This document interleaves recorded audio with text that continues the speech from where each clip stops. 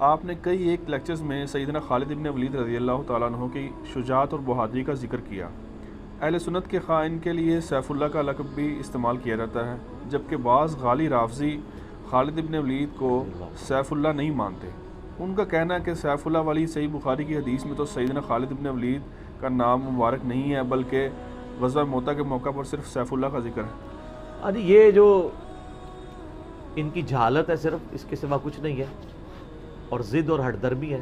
اور اس کی وجہ بھی یہ ہے کہ جب شیعہ کے ہاں یہ کہانی کروا دی گئی کہ معاذ اللہ استغفر اللہ، خالد ابن ولید نے نعوذ باللہ سیدنا علی ابن ابی طالب کو زنجیروں میں جکڑ کے حضرت بکر کے سامنے لا کے زبردستی بیعت کروائی، یہ کہانی بنا دی انہوں نے، تو اس کی وجہ سے پھر حضرت خالد ابن ولید کے بارے میں ان کے دل میں بغض آ گیا۔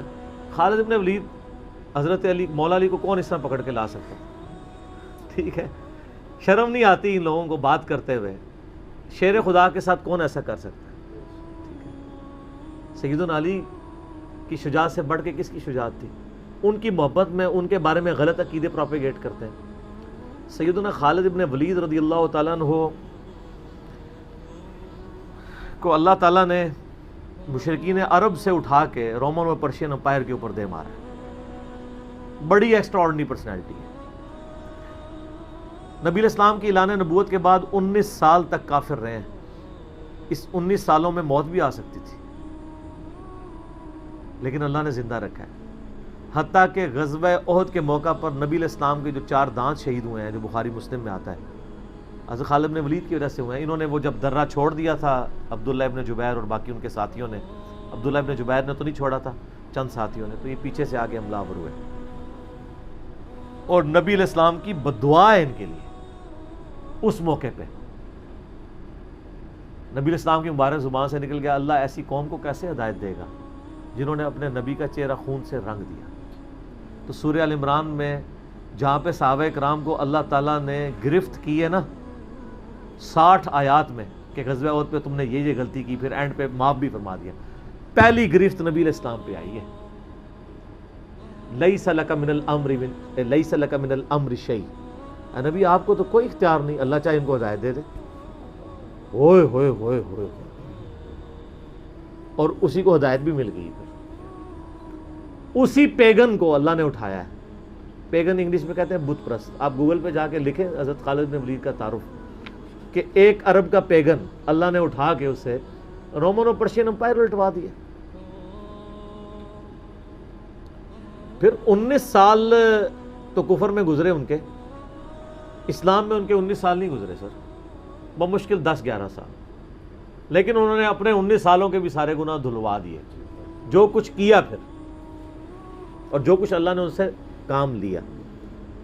یہ ایک الگ سے تلخ حقیقت ہے کہ سیدنا خالد بن ولید سے نبی الاسلام کے مبارک زمانے میں بھی اور بعد میں بھی بحیثیت انسان کچھ غلطیاں ہوئی ہیں، بخاری مسلم میں رپورٹ ہوئی ہیں، لیکن کسی شخص کی چند ایک غلطیوں سے اس کا پورا پلڑا ادھر کا ادھر نہیں ہو جاتا۔ اللہ بھی قیامت والے دن نیکیوں اور برائیوں کو تولے گا، نیکیاں زیادہ ہوں گی تو پھر اس کو یہ نہیں کہا جائے گا کہ یہ تو نے اتنی بڑی برائی کیوں کی تھی، پھر وہ پاس ہو چکا ہے، چاہے کسی ایک سوال میں اس کے 0 نمبر بھی آئے ہوئے ہیں، پاس ہو چکا تو اس کا تانا بھی نہیں دیا جائے گا، نیور۔ تو 2-4 واقعات کو لے کے اس طریقے سے کسی بندے پہ چڑھائی کرنا یہ بالکل زیادتی والی بات ہے۔ سیدنا خالد بن ولید سیف اللہ ہے، اس میں کوئی شک نہیں ہے۔ صحیح بخاری میں جو یہ حدیث کہتے ہیں نا، یہ حدیث بڑی مشہور ہے۔ غزوہ موتا کے موقع پر آپ کو پتہ ہے نبی علیہ السلام نے رومن امپائر کی طرف اپنا ایک ایلچی روانہ کیا تھا، خط بھیج کے، اس ایلچی کو قتل کر دیا گیا تھا، اور اس وقت ایلچی کا قتل اعلان جنگ ہوتا تھا، تو نبی علیہ السلام نے ایک لشکر روانہ کیا زید بن حارثہ کی قیادت میں، نبی علیہ السلام کے منہ بولا بیٹا جس کا نام قرآن میں ہے، واحد صحابی جس کا نام قرآن میں ہے، زید۔ لیکن ساتھ ہی آپ نے فرمایا، صحیح بخاری میں الفاظ ہیں کہ اگر زید فوت ہو جائے، مسند احمد میں ڈیٹیل موجود ہے انہی الفاظ کے ساتھ، کہ زید فوت ہو جائے تو جعفر کو اپنا امیر بنا لینا، جعفر فوت ہو جائے، شہید ہو جائے تو پھر عبداللہ بن رواحہ کو بنا لینا، اگر وہ بھی شہید ہو جائے پھر تو اپنی مرضی سے کسی کو امیر چن لینا۔ یہ مسند احمد میں، بخاری میں الفاظ ہیں کہ صحابہ کرام کہتے ہیں نبی علیہ السلام مدینہ شریف میں تھے، اور آپ علیہ السلام کی آنکھوں سے مسلسل آنسو رواں تھے، اور آپ نے کہا کہ میرے زید کو شہید کر دیا گیا۔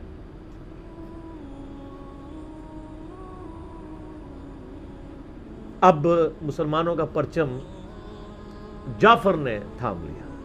جعفر بھی حضور کے لاڈلے سے، آپ کو پتہ ہے، جعفر طیار، حضرت علی کے بھائی، جن کے بارے میں بخاری میں آتا ہے کہ ان کے 2 بازو کٹ گئے تھے، تو آپ علیہ السلام فرمایا میں نے اسے جنت میں اڑتے ہوئے دیکھا، اللہ نے اس کو 2 پر دے دیے۔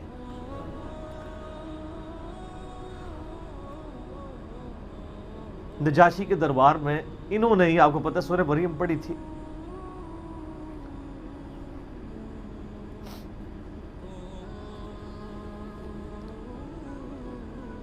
پھر آپ نے فرمایا کہ جعفر کو شہید کر دیا گیا۔ اب عبداللہ ابن رواحہ نے پرچم تھام لیا، پھر آپ نے فرمایا اسے بھی شہید کر دیا گیا۔ پھر آپ نے فرمایا اب اللہ کی تلواروں میں سے ایک تلوار کو مسلمانوں نے اپنا امیر چن لیا، اور میں اللہ سے امید کرتا ہوں اللہ تعالیٰ اس کے ہاتھ میں فتح دے گا، اور فتح ہو بھی گئی۔ یہ بخاری کی جو حدیث ہے نا، اس کے اوپر امام بخاری نے باب باندھا ہے مناقب خالد ابن ولید۔ حالانکہ اس میں خالد ابن ولید کا نام نہیں تھا، لیکن اس حدیث کے اوپر باب کیا باندھا؟ خالد ابن ولید، کیونکہ وہ سیف اللہ وہ تھے، سیف من سیوف اللہ، اللہ کی تلواروں میں سے ایک تلوار کے ہاتھ میں جھنڈا آ گیا، اللہ تعالیٰ فتح دے دے گا، فتح ہو گئی۔ اس کے 3-4 طریقے بخاری میں، باقی طریق کے اندر نا خالد ابن ولید کا نام بھی موجود ہے کہ خالد ابن ولید کے ہاتھ میں اب پرچم آ گیا، اللہ نے فتح دے دی۔ اچھا، اور وہ فتح یہ ہوئی کہ بہت بڑا لشکر سامنے سے آ گیا تھا، حضرت خالد بن ولید اپنے لشکر کو بچا کے واپس لے آئے۔ ایک غزوہ موتا تھا، اور صحیح بخاری میں آتا ہے کہ 9 تلواریں حضرت خالد کے ہاتھ میں ٹوٹی تھیں اس دن، 9 تلواریں اس جنگ کے اندر۔ واپس آ گئے، پھر بعد میں خیر وہ ایک رومن امپائر والا پھر یرموک پہ جا کے کنکلوژن ہوئی نا۔ یہاں پہ بخاری میں الفاظ ایک طریق میں خالد بن ولید ہیں، دوسری میں سیف اللہ، اور امام بخاری نے باب بھی باندھ دیا تو سیف اللہ ثابت ہو گیا۔ اسی حدیث کا جو طریق مسند احمد میں ہے، اس میں الفاظ ہیں اللہ کی تلواروں میں سے ایک تلوار خالد ابن ولید۔ جامعہ ترمذی میں ایک حدیث صحیح سند کے ساتھ ہے کہ نبی علیہ السلام کے سامنے سے حضرت خالد ابن ولید گزرے تو آپ نے فرمایا کہ خالد بن ولید کتنا نیک بندہ ہے اللہ کا، اللہ کی تلواروں میں سے ایک تلوار ہے۔ آپ دیکھیں جس شخص کے لیے نبی علیہ السلام کی مبارک زبان سے بددعا نکلی، اسی مبارک زبان سے ان کو اللہ کی تلوار کا قرار دے دیا گیا۔ ذالک فضل اللہ یؤتی من یشاء، یہ اللہ کی بے نیازی ہے۔ آپ تو کسی ایسے شخص کو معاف بھی نہ کرتے جس کی وجہ سے نبی کے 4 دانت شہید ہوئے ہیں۔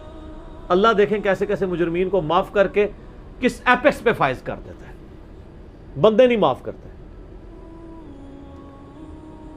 اس طریقے سے صحیح بخاری میں حدیث ہے، حضرت عبداللہ ابن عباس کہتے ہیں کہ مجھ سے سیف اللہ خالد ابن ولید نے خود یہ حدیث بیان کی، تو بخاری میں خود سیف اللہ لقب عبداللہ ابن عباس نے، کہ ایک دن حضرت خالد ابن ولید نبی علیہ السلام کی بیوی سیدہ میمونہ جو کہ میری خالہ بھی ہیں حضرت عبداللہ ابن عباس کی، ان کے ہاں نبی علیہ السلام کے پاس بیٹھے ہوئے تھے، تو انہوں نے بھونی ہوئی دب لا کے رکھی، عربی میں دب کہتے ہیں، دال با دب، اردو میں ہم اسے وہ گو، ویسے گو کا لفظ اپروپریٹ نہیں ہے، سانڈا لفظ ہے اصل میں، چھپکلی سے تھوڑی سی بڑی ہوتی ہے، حلال ہے کیونکہ یہ سبزی خور ہے، ہاں یہ سبزی خور ہے، عربی بڑے شوق سے کھاتے ہیں گو، دب کہتے ہیں۔ آپ یوٹیوب پہ بھی دب لکھیں نا تو پوری عربیوں کی ویڈیوز کھل جائیں گی۔ دب لا کے رکھی گئی بھنی ہوئی، تو حضرت خالد بن ولید کہتے ہیں میں بڑے شوق سے کھانا شروع کیا، اور حضور مجھے بڑے دیکھ رہے تھے ایسے، وہ یعنی اتنے ذوق و شوق سے کھا رہے تھے، تو میں نے کہا یا رسول اللہ آپ بھی، تو آپ فرمایا کہ میرے علاقے کی غذا نہیں ہے، میں نہیں کھاتا، یعنی حرام۔ ان کا یا رسول اللہ کیا حرام ہے؟ آپ فرمایا حرام نہیں ہے، مجھے پسند نہیں ہے۔ اس سے یہ بھی بات پتہ چلی کہ اگر کسی کو کوئی رزق پسند نہ ہو تو اس میں کوئی گناہ اور عیب والی بات نہیں ہے۔ یہاں تو کہتے ہیں جس کو کدو پسند نہیں ہے اس کی گردن اتار دو، کہتے ہیں نا قاضی ابو یوسف کی طرف ایک جھوٹا واقعہ مشہور کیا ہوا ہے، وہ اللہ نے یعنی اتنی چیزیں اس لیے بنائی ہیں نا، کسی کو ایک چیز پسند ہوگی کسی کو دوسری، تو اس میں بھی سیف اللہ کے الفاظ ہیں۔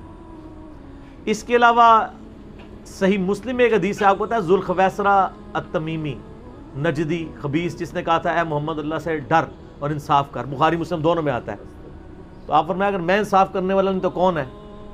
تو وہاں پہ الفاظ ہیں مسلم شریف میں، یہ بخاری میں بھی حدیث ہے، مسلم کے الفاظ ہیں کہ حضرت عمر فاروق رضی اللہ عنہ کا یا رسول اللہ اجازت دیں میں اس منافق کی گردن اڑا دوں، اور وہاں پہ الفاظ ہیں پھر سیف اللہ خالد کھڑے ہوئے، وہاں بھی لفظ ہے سیف اللہ، انہوں نے کہا یا رسول اللہ اجازت دیں، آپ فرمایا چھوڑ دو، لوگ کہیں گے یہ اپنے ساتھیوں کو مرواتا ہے، کوئی کلمہ گو تو تھا نا وہ، اس کی نسل سے بھی لوگ پیدا ہوں گے، ان کے خلاف قتال کرنے والے مخلوق کے بہترین لوگ ہوں گے۔ اور ابو سعید خدری کہتے ہیں کہ وہ حضرت علی کے زمانے میں جب یہ ظاہر ہوئے تو حضرت علی کے ساتھ مل کے ہم نے ان خوارج کے خلاف قتال کیا تھا۔ تو یہ مسلم میں بھی سیف اللہ کے الفاظ موجود ہیں۔ باقی حضرت خالد بن ولید رضی اللہ تعالیٰ عنہ کی پرسنالٹی یعنی بڑی ایکسٹراڈنری ہے۔ آپ دیکھیں کہ آلموسٹ ان کی جو عمر مبارک ہے وہ بلو 45 تھی جب وہ فوت ہوئے ہیں، حضرت عمر کے دور کے اندر۔ حضرت ابوبکر صدیق کے دور کے اندر وہ آرمی چیف تھے۔ وہ سر عمر سیریز پھر دیکھیں تو آپ کو پتہ چلے، انہوں نے ایک ایک چیز فلمائی ہے۔ مسلمہ کذاب کے خلاف قتال میں کون لیڈ کر رہا تھا؟ خالد بن ولید۔ جتنے عرب کے قبائل مرتد ہوئے ہیں ان کے خلاف حضرت خالد بن ولید کو بھیجا، اور اس کے بعد پرشین امپائر کا جب جہاد شروع ہوا ہے تو شروع کی ساری مہمات میں حضرت خالد بن ولید تھے۔ تو کرتے کرتے اس دوران کچھ واقعات رپورٹ ہوتے تھے ایسے، حضرت ابوبکر صدیق سے حضرت عمر مخالفت کرتے تھے، وہ کہتے تھے یہ اپنی طرف سے کچھ ڈیسیژن کر لیتا ہے، اس کو چاہیے کہ امیر کی اطاعت کرے۔ تو حضرت ابوبکر صدیق کہتے تھے کہ اگر وہ میرے حکم کا انتظار کرے گا تو 1 مہینہ تو خط پہنچنے میں لگے گا، ایک جانے میں اس وقت تک اس کے ہاتھ سے موقع ہی نکل جائے۔ تو میں نے اسے اختیار دیا ہوا ہے، کوئی موبائل فون یا کوئی اس وقت واٹس ایپ تو ہے نہیں تھا، لیکن حضرت عمر ذرا ڈسپلن کے بہت سخت تھے۔ وہ کہتے تھے اس طرح ان کو خود ڈیسیژن نہیں لینا چاہیے، کیونکہ اس میں 1-2 مسئلے ان سے مس ہینڈل بھی ہو گئے تھے۔ تو جب اتنے بندہ کام کر رہا ہوتا ہے 1-2 مسئلے تو مس ہینڈل ہو جاتے ہیں۔ ہم سمجھتے ہیں کہ مس ہینڈل ہونے کا مطلب ہے 0 سے ملٹیپلائی، ایک طبقہ یہ سمجھتا ہے، دوسرا کہتا نہیں کہ چونکہ اس کی شان بہت ہے لہذا مس ہینڈل ہو نہیں سکتا۔ یہ دونوں ایکسٹریم ہیں۔ وہ پیغمبر ہی ہے جس کو اللہ تعالیٰ نے رول ماڈل بنایا ہے، وہی بیلنس ہے۔ تو پھر جنگ یرموک کا موقع جب آیا، رومن امپائر کے خلاف فیصلہ کن جنگ تھی جو، تو عین میدان جنگ میں حضرت ابوبکر صدیق فوت ہو گئے۔ حضرت عمر نے پہلا ڈیسیژن یہ کیا کہ خالد بن ولید کو آرمی چیف کے عہدے سے معزول۔ ہائے ہائے ہائے سر، بالکل آپ آخری اوور چل رہے ہوں اور آپ کا جو پلیئر سینچری پہ سینچری مار رہا ہو، آپ اس کو کہیں اس کو واپس آ جاؤ اور ایک نیا پلیئر بھیج دیں، جو کریز پہ سیٹ تھا اس کو آپ واپس بلا لیں۔ یہ وہ شخص کر سکتا ہے جس کا خدا پہ یقین ہو۔ تو اور آپ کو پتہ ہے حضرت عمر کے رشتہ دار تھے قریبی، انہی کے قبیلے سے تھے حضرت خالد بن ولید۔ حضرت خالد بن ولید کو پتہ تھا کہ یہ اگر عمر خلیفہ بنے گا نا تو پھر میرا معاملہ پہلے ہوگا، اور وہی ہوا۔ ابو عبیدہ ابن جراح کو بنا کے بھیج دیا۔ لوگوں میں بڑی چیمہ گوئیاں شروع ہوئی کہ لو جی سب سے بڑی آرمی کے خلاف جنگ ہو رہی ہے، سب سے بڑی سپر پاور، اور عین میدان جنگ میں یہ ڈیسیژن کر دیا ہے، اگر مسلمان ہار گئے پھر کیا ہوگا، یہ وہ اللہ نے فتح دے دی۔ فتح ہوئی تو اب جب لوگ آ کے مبارک باتیں پیش کر رہے ہیں، پھر حضرت عمر نے آ کے مسجد نبی میں خطبہ دیا۔ انہوں نے کہا خدا کے لیے میں تم سے یہی تو چیز ختم کرنا چاہتا تھا کہ یہ فتوحات خالد کی وجہ سے نہیں ہو رہی، رب خالد کی وجہ سے ہو رہی ہے۔ کل کو خالد نہیں رہے گا تو تم کیا سمجھو گے کہ اسلام ختم ہو جائے گا؟ اسلام نے تو آگے چلنا ہے، ٹھیک ہے۔ پھر انہوں نے کہا میری دوسری حکمت یہ تھی کہ مجھے پتہ ہے کہ اب یہ رومن امپائر مسلمانوں کے پاس آ جائے گی، بیت المقدس بھی فتح ہو گیا پھر بعد میں، تو خالد بن ولید جو ہے یہ جنگ کی فیلڈ کا ماسٹر ہے، اور جب کوئی علاقہ فتح ہو جاتا ہے پھر کسی جنگجو کی وہاں گورنر لگانے کی ضرورت نہیں ہوتی، بلکہ کسی ایسے شخص کو گورنر لگانے کی ضرورت ہوتی ہے جو ہیومن انسٹنکٹ سے واقف ہو، جس کو ہیومن مینجمنٹ آتی ہو۔ تو خالد تو ہمیشہ تلوار کے ساتھ ہی کھیلا ہے، اس کو ہیومن مینجمنٹ نہیں آتی، تو میں نے اس شخص کا انتخاب کیا ہے جس کو سب سے زیادہ رسول اللہ صلی اللہ علیہ وسلم کی صحبت کا شرف حاصل ہے۔ اور بخاری مسلم میں حدیث ہے کہ نبی علیہ السلام نے فرمایا کہ ہر نبی کے ساتھ ایک امین ہوتا ہے، اور میرا امین جو ہے وہ ابو عبیدہ ابن جراح ہے۔ ان کو پھر یعنی یرموک میں حضرت عمر نے یعنی آرمی چیف لگایا اور فتح ہوئی۔ اس کے بعد بیت المقدس بھی فتح ہو گیا، کیونکہ ابو عبیدہ جو ہے وہ شروع کے مسلمانوں میں سے ہیں، مکی دور کے. اب بعد میں لوگوں کو اسلام سکھانا تھا تو ایسے بندے کی ضرورت تھی نا. تو پھر حضرت عمر آپ کو پتہ ہے نا دورے پہ بھی گئے تھے بیت المقدس کی چابیاں لینے کے لیے. تو وہاں پہ کئی واقعات ہیں، ان میں سے ایک جو واقعہ ابو عبیدہ کا جو کہ ذکر ہوا ہے، تو اس کے بعد حضرت عمر ابو عبیدہ کو کہتے ہیں مجھے اپنے اب آپ آفس میں لے چلو.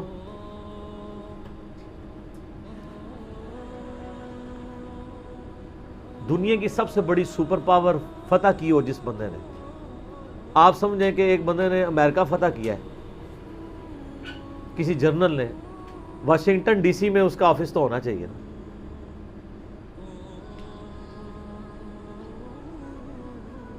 حضرت عمر رضی اللہ تعالیٰ عنہ کو ابو عبیدہ جب اپنے یعنی آفس میں لے کے گئے تو آفس کیا تھا؟ اسی قلعے کا ایک پرانا سا کمرہ جس کے ایک کونے کے اوپر مصلی بچھا ہوا ہے، ایک وضو کی جگہ ہے، لوٹا پڑا ہوا ہے. یہ کل کائنات ہے اس آفس کی جو سب سے بڑی سپر پاور کو جس بندے نے گرایا، ابو عبیدہ ابن جراح نے. حضرت عمر رضی اللہ تعالیٰ عنہ کی آنکھوں میں آنسو آ گئے. انہوں نے فرمایا کہ دنیا نے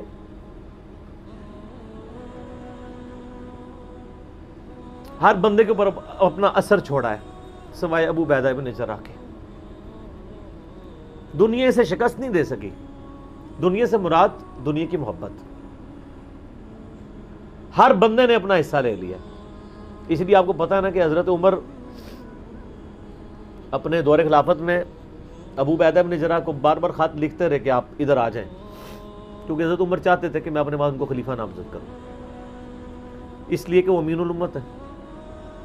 لیکن وہ پھر حضرت عمر کے دور میں طاعون کے مرض میں وبا جو پھیلی تھی شام میں، اس میں وہ پھر شہید ہو گئے تھے، اور وہی ان کا پھر وہ قبر بن گئی. سر میرا سوال ہے کہ طاعون کا مرض آپ کو پتہ ہے کہ کیا تھا؟ جسم پہ پورے پھوڑے نکلتے تھے کینسر کے. تو کیا حضرت ابو عبیدہ ابن جراح ناکام گئے ہیں دنیا سے؟ کہتا ہے جی کوئی بندہ مرا تھا، بڑا نورانی چہرہ تھا، یہ تھا وہ تھا. ہر بندے نے اپنے بنائے ہیں. ایک بندہ پھوڑوں کی تکلیف سے مرا ہے، بخاری مسلم کی حدیث ہے، جو طاعون کے مرض میں مرا وہ شہید ہے. تو وہ مرے تو بستر مرگ پہ ہے لیکن شہید ہے.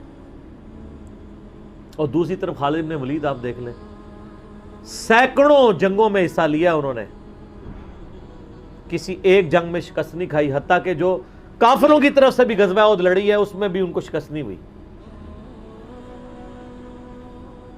جسم پہ حضرت خالد بن ولید کہا کرتے تھے میرے جسم کا کوئی حصہ نہیں جس پہ برچھی یا نیزے یا تلوار کا نشان نہ ہو. ظاہر ہے اتنی جنگوں میں زخم لگ جاتے ہیں، لیکن میں بھی آج ایک بوڑھے اونٹ کی طرح بستر مرگ پہ مر رہا ہوں. میں نے سینکڑوں جنگوں میں اپنی موت کو تلاش کیا لیکن موت نہیں آئی. اس کا مطلب ہے موت جو ہے وہ اس پہ ڈیپینڈنٹ نہیں ہے کہ آپ میدان جنگ میں گئے ہوئے ہیں. ان کو موت میدان جنگ میں اس لیے نہیں آنی تھی کہ وہ اللہ کی تلوار تھے، اللہ کی تلوار تو نہیں ٹوٹ سکتی تھی. تو ان کا آج میں بھی بوڑھے اونٹ کی طرح بستر مرگ پہ مر رہا ہوں. صرف میں تمہیں یہ بتانا چاہ رہا ہوں کہ موت کا میدان جنگ سے کوئی تعلق نہیں. ویسے تو مسلم شریف میں حدیث ہے جو شخص شہادت کی تمنا کے ساتھ اپنے بسترے پہ بھی مرا اللہ تعالیٰ اسے شہید ہونے کا ثواب دے دے گا. ہمیں نیت کرنی چاہیے. یہ حضرت خالد بن ولید کے شعر ہیں کہ میں بھی اگر موت میدان جنگ میں آتی تو مجھے آتی جس نے سینکڑوں مار کے لڑے ہیں، اور سر پیچھے بیٹھ کے نہیں آج کل کے جرنیلوں کی طرح، فرنٹ سے لیڈ کر کے. تو یہ ان کے اشعار آج بھی ان کا جو قبر یا مزار بنا ہے اس کے ساتھ ایڈجسنٹ مسجد کی دیوار کے اوپر یہ شعر لکھے ہوئے ہیں. آپ یوٹیوب پہ جا کے دیکھیں تو آپ کو مل جائیں گے. فرنٹ سے لیڈ کر کے پوری زندگی لڑے ہیں. باقی ان سے جو کچھ واقعات مس ہینڈل ہوئے ہیں اس سے آپ ان کی یہ نہیں کہہ سکتے کہ زندگی زیرو سے ملٹیپلائی کر گئی، کیونکہ جو بندہ موت کو گلے لگانے کے لیے ہر وقت تیار ہو، اس کے بارے میں یہ کہنا کہ وہ کسی عورت کے معاملے میں مطلب وہ اس سے محبت کے چکر میں اس نے اس کے یعنی خامند کو مروا دیا، جو ایک واقعہ ملتا ہے ایسا نہیں تھا، کیونکہ حضرت عبداللہ بن عمر اور عمار بن یاسر آپ کو پتہ ہے یہ رپورٹر تھے حضرت ابو بکر کے. غزوہ جب وہ جنگ یمامہ کے بعد واپس آئے نا، انہوں نے آگے رپورٹنگ کی، انہوں نے پوچھا ہاں بتاؤ اتنے مار کے لڑے کیا ہوا کیا ہوا. تو عمار بن یاسر نے کہا کہ اللہ کی قسم آپ جنگ یمامہ تو جیتی حضرت خالد بن ولید کی وجہ سے، پہلے تو پسپائی ہو گئی تھی، 700 وفات شہید ہو گئے تھے، حضرت خالد بن ولید اکیلے آگے چلے گئے تھے جسے روپ پڑا تھا. تو انہوں نے کہا کہ اے امیر المومنین، خالد ہم میں سے اگر کوئی شہید ہوتا سب سے پہلے خالد ہوتا. یہ ہر جنگ میں سب سے پہلے آگے جا کے لڑتے تھے، اور اگر کوئی سب سے پہلے دشمنوں کے تیروں اور نیزوں کا شکار ہوتا تو خالد بن ولید ہوتا. تو جب جس بندے کی زندگی کی کمٹمنٹ کا لیول یہ ہو نا، اس کے لیے عورتوں کا شگف کوئی شگف نہیں ہوتا. جب بندہ جان ہتھیلی پہ رکھ کے جا رہا ہو، سر یہ ہماری سچویشن نہیں ہے. تو وہ آپ کسی بندے کی اجتہادی خطا یا کہیں پہ کوئی اس کا مسئلہ، وہ ایک علیحدہ بات ہے. اوورآل جو بندہ اتنا کمٹمنٹ کے ساتھ لڑ رہا ہو، اس کے بارے میں یہ بدگمانی نہیں کی جا سکتی کہ اس کے اندر کوئی اس حوالے سے جھول پایا جاتا ہے. پر خالد بن ولید رضی اللہ تعالیٰ عنہ مسلمانوں کے ہیرو ہیں. باپ کے بارے میں قرآن میں اتنے سخت الفاظ ہیں، اور بیٹا دیکھ لیں، ٹھیک ہے. اور آپ کو پتہ ہے کہ حضرت خالد بن ولید حضرت عمر کی زندگی میں فوت ہو گئے تھے. ان کی جب شہادت، ان کی فوت ہونے کی خبر جب مدینہ شریف میں آئی نا، تو کچھ عورتوں نے واویلا کرنا شروع کر دیا. تو حضرت عمر تو آپ کو پتہ ہے بڑے سخت مزاج تھے. ان کا یہ عورتیں کیوں رو رہی ہیں، کیا ہوا ہے؟ تو بتایا کہ خالد بن ولید فوت ہو گئے. حضرت عمر نے رونا شروع کر دیا، حالانکہ خود معزول کیا ہوا تھا، لیکن وہ اللہ کے لیے کیا ہوا تھا نا، اپنی ذات کے لیے نہیں. آپ فرمائیں ان عورتوں کو رونے دو. خالد واقعی اس قابل ہے کہ اس کے اوپر رویا جائے، کیونکہ باقیوں کی اگر کوئی تعریف کرتا ہے تو غلوب ہو سکتا ہے. خالد نے اتنا کچھ اسلام کے لیے کیا ہے کہ اگر یہ روتے ہوئے ان نوحہ جو حرام قرار دیا گیا نا، وہ اس طرح کا نوحہ ہے جس میں آپ جھوٹی تعریف کریں. اگر کوئی روتے ہوئے کسی کی سچی تعریف کر دیتا ہے کہ اس کی وجہ سے اسلام کی یہ خدمت ہوئی، سر وہ نوحہ تو حضرت عمر کے اوپر کیا ہے، وہ نوحہ تو جائز ہے جس میں گریبان چاک نہ ہو، جھوٹی تعریف نہ ہو، آپ کلمات. تو حضرت عمر نے کہا کہ خالد اس قابل ہے کہ اس کے لیے عورتوں کو نوحہ کرنے دو، جو کچھ اس نے اسلام کے لیے خدمات کی. حضرت عمر کے اوپر نہیں کیا. بخاری مسلم دونوں میں حدیث ہے، عبداللہ ابن عباس کہتے ہیں کہ حضرت عمر کی میت رکھی ہوئی تھی، اور لوگ آ کے آپ کی میت پہ سلام پڑھتے تھے اور آپ کے لیے تعریفی کلمات کہتے تھے کہ اللہ تعالیٰ آپ کے ساتھ اچھا معاملہ کرے، آپ کی وجہ سے اسلام کو عروج ملا، اور یرموک کے اندر اور قادسیہ کے اندر اللہ نے فتوحات دی، رومن پرشین امپائر مسلمانوں کے پاس آئی، خزانے آئے.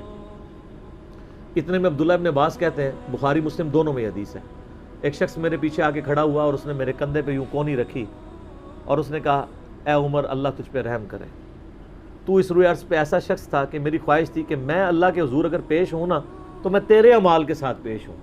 ہائے ہائے ہائے ہائے، تیرے اعمال اس قابل ہیں کہ میں چاہتا ہوں میں ان اعمال کے ساتھ اللہ کے سامنے پیش ہوں. اور میں نے رسول اللہ سے بارہا سنا تھا، میں ابو بکر اور عمر نے یہ کیا، میں ابو بکر اور عمر فلاں جگہ گئے، میں ابو بکر اور عمر داخل ہوئے، میں ابو بکر اور عمر نکلے. مجھے امید تھی کہ تم اپنے دو ساتھیوں سے جا ملو گے. کس کے ساتھ؟ رسول اللہ اور ابو بکر صلی اللہ علیہ وآلہ وسلم رضی اللہ تعالیٰ عنہ. تو ابن عباس کہتے ہیں کہ میں نے جب یوں مڑ کے دیکھا تو حضرت علی بن ابی طالب تھے جو یہ تعریفی کلمات حضرت عمر کی میت پہ کہہ رہے تھے. سر مولا علی کسی کے لیے تعریفی کلمات کے اور اس لیول کے کہ میں تیرے اعمال کے ساتھ اللہ کے حضور پیش ہونا چاہتا ہوں، اس کو اور کسی سرٹیفکیٹ کی ضرورت نہیں ہے، جس کی خود فضیلت میں اتنا کچھ ہے. اور آپ دیکھیں کس طرح اب یہ سارے تعریفی کلمات میت پہ ہی کہے جا رہے تھے نا، اس طرح کہ وہ ان کے لائق تھا کہ ان کے لیے لوگ یہ تعریفی کلمات پڑھتے. واقعی انہوں نے اسلام کو کنٹریبیوٹ کیا. یہاں تو جن لوگوں نے اسلام کا جنازہ نکالا ہے، بدعقیدگیاں پھیلائی ہیں، لوگ ان کی کہتے ہیں بڑی خدمات ہیں. پھر میں بار بار پوچھتا ہوں کیا خدمات ہیں؟ کس صوفی بزرگ نے جو ہے وہ بخاری کا ترجمہ کر دیا ہے اپنی مدر ٹنگ کے اندر؟ کس نے قرآن کا ترجمہ کر دیا؟ پھر کہتے ہیں خدمات ہے. خدمات جن لوگوں کی ہیں وہ نظر آ رہی ہیں. آج تک لوگ ان کا نام لیتے ہیں تو رضی اللہ تعالیٰ عنہ کہتے ہیں, ان کے لیے دعائیں مانگتے ہیں, ان کی زندگی میں بھی, ان کی وفات کے بعد بھی, قیامت تک. ٹھیک ہو گئی. علی بھائی اگلا سوال ہے کہ میں نے بچپن سے یہ حدیث سن رکھی ہے کہ نبی صلی اللہ علیہ وآلہ وسلم نے ارشاد فرمایا کہ میری امت میں ہر صدی کے کنارے پر اللہ تعالیٰ ایک ایسا آدمی پیدا فرمائے گا جو دین کی تجدید کرے گا. تو وہ جنہوں نے سوال کیا انہوں نے کہا کہ علی بھائی سے پوچھ کر بتائیں کیا ان مجددین میں آپ تو نہیں ہیں؟ انا للہ و انا الیہ راجعون. لا حول ولا قوۃ الا باللہ. حسبنا اللہ ونعم الوکیل. لا الہ الا انت سبحانک انی کنت من الظالمین. یہ کوئی وثوق سے کسی کے بارے میں ڈکلیئر نہیں کر سکتا کون مجدد ہے. ابھی تک امت صرف ایک مجدد کے اوپر اکٹھی ہے جو گزرے ہیں, اور ایک آنے والا ہے جس پہ اکٹھی ہے. دو مجدد ہیں جو ایگریڈ اپان ہیں امت, پہلا اور آخری. پہلا مجدد سیدنا عمر ابن عبدالعزیز رضی اللہ تعالیٰ عنہ وعلیہ السلام ورحمہ اللہ تعالی, خیر التابعین میں سے 99 ہجری میں خلیفہ بنے, اور 101 ہجری میں ان کو زہر دے کے شہید کر دیا گیا صرف 38 سال کی عمر میں. عمر بن عبدالعزیز کی عمر 38 سال تھی جب دنیا سے چلے گئے, یعنی داڑھی بھی کالی تھی, لیکن کیا اثرات دنیا کے اوپر چھوڑ کے گئے. آپ میرا یوٹیوب پہ جا کے حضرت عمر بن عبدالعزیز پہ کلپ بھی دیکھ لیں. وہ پہلے مجدد ہے جس کے اوپر سنی اور شیعہ اور سارے مکاتب فکر آف شوٹس یعنی اس پہ جو ہے نا وہ ایگریڈ اپان ہے, یونانیمسلی ایگری ہے کہ یہ بندہ مجدد ہے. اور ایک آخری مجدد ہے وہ امام محمد بن عبداللہ المہدی. بیچ میں ہر فرقے کا اپنا مجدد ہے, ہر مسلک کا اپنا مجدد ہے. آپ مجھے اس صدی کے مجدد میں آپ کو گنوا دیتا ہوں کتنے ہیں, ختم ہی نہیں ہوتے. یہ جو 14ویں صدی میں وہ بریلوی کہتے ہیں کہ احمد بریلوی صاحب مجدد ہیں, دیوبندی کہتے ہیں شری تھانوی صاحب مجدد ہیں. ٹھیک ہے, اہل حدیثوں کے اپنے ہیں, اہل تشیعوں کے اپنے ہیں, اور اس وقت بھی ماشاءاللہ زندہ مجددین بھی کئی ایک ہیں. الیاس قادری صاحب کو بھی بریلوی مجدد مانتے ہیں, کچھ ڈاکٹر طاہر القادری صاحب کو مانتے ہیں. تو ہر بندے کا اپنا اپنا ایک نظریہ ہے. مجدد کے بارے میں حدیث تو صحیح ہے, سنن نبی داؤد میں, المستدرک الحاکم میں, دونوں کتابوں میں ہے کہ اللہ تعالیٰ میری امت میں ہر صدی کے کنارے پہ ایک شخص ایسا بھیجے گا جو دین کی تجدید کر دے گا. یعنی اس وقت کے جو حالات و واقعات میں بگاڑ آیا ہوگا نا, وہ اپنی ان پٹ دے کے نا پھر دوبارہ سے اس ٹیڑھ پن کو سیدھا کر دے گا. عمر بن عبدالعزیز جب خلیفہ بنائے گئے ہیں اس وقت ٹیڑھ پن کیا تھا؟ حکومتی بگاڑ تھا. یعنی حکومت نے عوام الناس کے ریسورسز پہ قبضہ کیا ہوا تھا, ایک جبر کا نظام تھا, آل امیہ قابض تھی. حضرت عمر بن عبدالعزیز خلیفہ بنے, انہوں نے جن جن لوگوں سے پچھلے خلفاء نے, خلفاء تو نہیں کہنا چاہیے, عمراء نے زمینیں ہتھیائیں تھیں, جائیدادیں سب کو واپس کر دیں, اپنا بھی سب کچھ بیت المال میں جمع کیا. ممبروں پہ حضرت علی پہ سب و شتم ہوتا تھا, وہ ختم کروایا. میں کہتا ہوں حضرت عمر بن عبدالعزیز کی مغفرت کے لیے صرف اتنا ہی کافی ہے کہ انہوں نے حضرت علی رضی اللہ تعالیٰ عنہ پہ سب و شتم ختم کروا کے ان اللہ یأمر بالعدل والاحسان والی آیت خطبے میں سورہ 93 سورہ نحل کی آیت نمبر 93 جو ہے وہ 90 یا 93 خطبے میں جو ہے وہ پڑھنی شروع کی. تو اس طرح کی چینجز جو دین میں بگاڑ آیا ہوتا تھا وہ کرتے تھے. باقی تو میں آپ کو بتاؤں, ہر بندہ جس سے عقیدت رکھتا ہے اس کو وہ مجدد کہتا ہے. باقی مجدد بیچارے کو خود نہیں پتا ہوتا میں مجدد ہوں, یہ ذہن میں رکھیے گا. یہ بات کے لوگ ہی پھر ڈیسائیڈ کرتے ہیں کہ یار اس نے یہ دین کو کنٹریبیوٹ کیا ہے. ہمارے جتنے بڑے بڑے بزرگ ہیں اپنی زندگیوں میں بڑی مشکل زندگی ان کی گزری ہے. آج ہم امام بخاری کا نام لیتے ہیں تو ہمیں کوئی خطرہ نہیں ہوتا کہ کوئی سنی کہے گا یار یہ تو گمراہ ہے. لیکن امام بخاری اپنی زندگی تک بڑی, اپنی موت تک بڑا ٹف ٹائم انہوں نے دیکھا. آخری ایام میں تو مطلب وہ اس لیول پہ آ گئے تھے کہ یا اللہ اگر کوئی خیر باقی نہیں تو مجھے اٹھا لے. پراپوگنڈا مولویوں نے کیا سر, ظاہر ہے کہ وہ کسی ہاکی کے پلیئر نے نہیں کیا تھا, مولویوں نے کیا تھا, کسی کرکٹر نے نہیں کیا تھا.